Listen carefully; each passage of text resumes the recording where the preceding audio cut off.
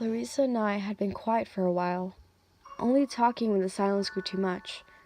We had read the paper article, and that just made us feel lower. The paper said something about witnesses that haven't been identified as of yet. I hope they don't figure out it was me and Larissa. I don't want to talk about what I saw, and I don't think she does either. A little flustered, Larissa decided to take a nap, and I decided to go for a walk outside. I was in need of fresh air. Otherwise, I felt I would go crazy. As I walk, I distract myself with the sweet sound of music. The white headphones dangling from my ears as I slowly make my way down the street, although I got too comfortable and decided to walk with my eyes closed to zone me out even more. Because of this, I accidentally bump into someone. The pair of us exhaling a gasp of air on impact on each other's chests. I remove my headphones and open my eyes to see a new but familiar face in front of me. Oh geez, I'm sorry. I wasn't looking where I was going. I apologize to the brown-haired boy as he twitches in front of me. I tried my best not to let it bother me. When you see a killer who has tics and is also male, you get paranoid. That's okay. I wasn't either, he replies. The poor soul, suffering with tics and a stutter, must be hard. Oh, okay. Hey, were you my paperboy this morning? Oh, yeah, I was. Your old paper boy quit. It took me some time to try and understand what my original paperboy would want it quit. He seemed fine the day before. It just seemed weird. I hope that killer hadn't gone into him, too. Oh, that's odd. Thank you for telling me. I didn't catch your name. I smile as I wait for his reply. There was a slight pause, as if he had to remember what to say. Surely everyone knows her name. But then again, he couldn't even have been thinking as I would have heard it. Tomo. My name is Tomo. I was a little shocked. That was not the name I was expecting at all. For a start, the name is Japanese, and this Tomo is definitely English. Oh, it's nice to meet you, Tomo. I'm Mel. What's your last name? Again, there's a pause. But when he spoke his last name, it made more sense than his first name. Rogers. My last name is Rogers. Tomo Rogers, huh? Well, it's nice to meet you. Yeah, nice to meet you too. Are you busy? I was going to ask if you wanted to hang out. That would be nice, but maybe for another day. I leave my friend at home alone and I'm worried about her. But I can give you my number so we can arrange plans for later. I thought it was odd for him to want to hang out so suddenly, but he seemed like a nice enough guy, and his texts or stutters are easier to get used to than I thought they would be. Yeah, no problem. Here, let me get my phone. Okay, ready? He nods and prepares his finger to type in my number. I take a deep breath and start to give out my details. He nods slightly to what I say, before locking his phone and putting it away. Thank you. I shall text you later. With that, we say our goodbyes and head in opposite directions. I decide to walk home to check on Larissa.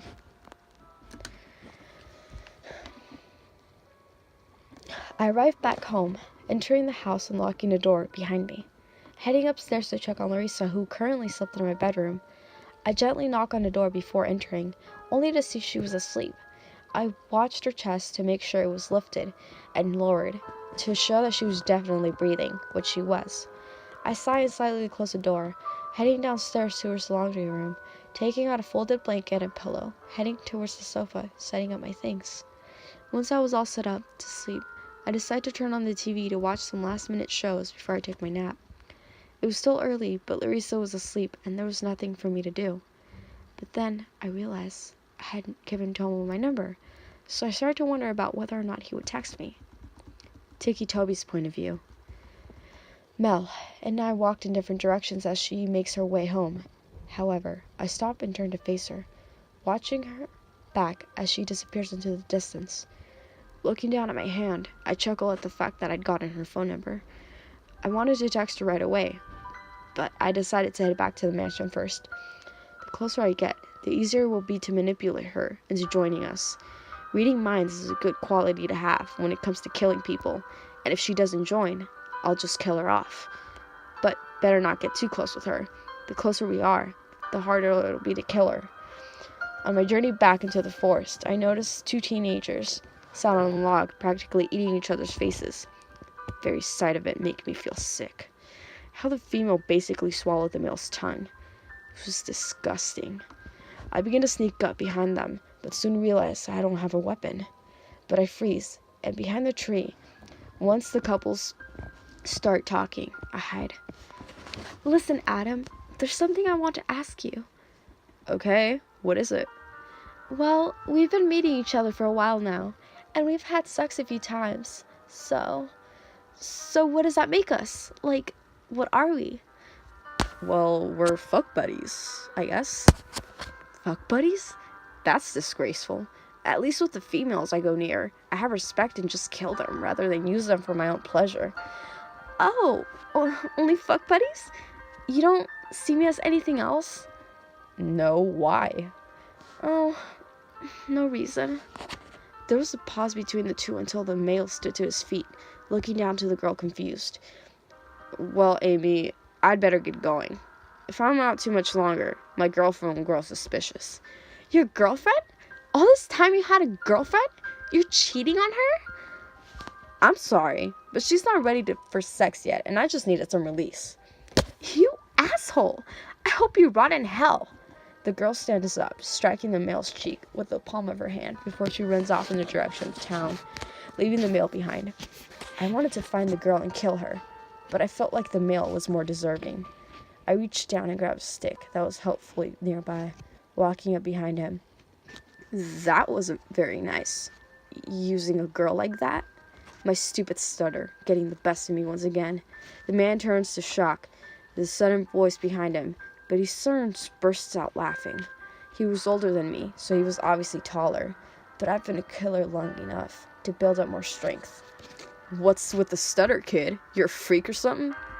He laughs within himself, looking down at the stick I held tightly in my hand, only to make him laugh more. Oh, look at that. What are you gonna do with it? Hit me? How cute. His laughter was practically hysterical. His words were sending me over the edge of how pathetic and childish he was. Luckily for him, when someone makes me angry enough, my stutter seems to fade, but only for a short amount of time. No, not hit you. I'm going to ram it slowly into your eye sockets, watching as your eyeballs burst from the pleasure, and I'll listen to your pleading screams. Every word I said, I slowly made my way closer to him. He began to look worried as my face grew contorted and my stutter was gone, and my voice low and cold. What are you talking about?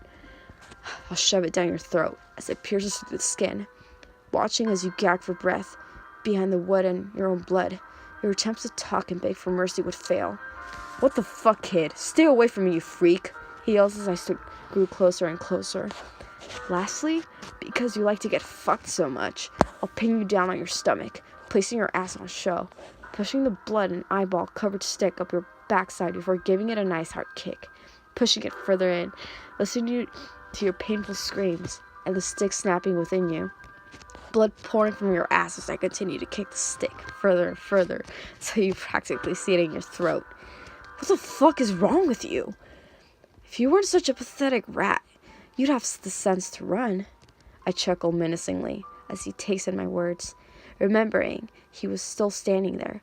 He turns to make a run for it, but I soon catch up on him, pouncing on his back and performing every brutal act with the stick that I said I would do, starting with the eyes.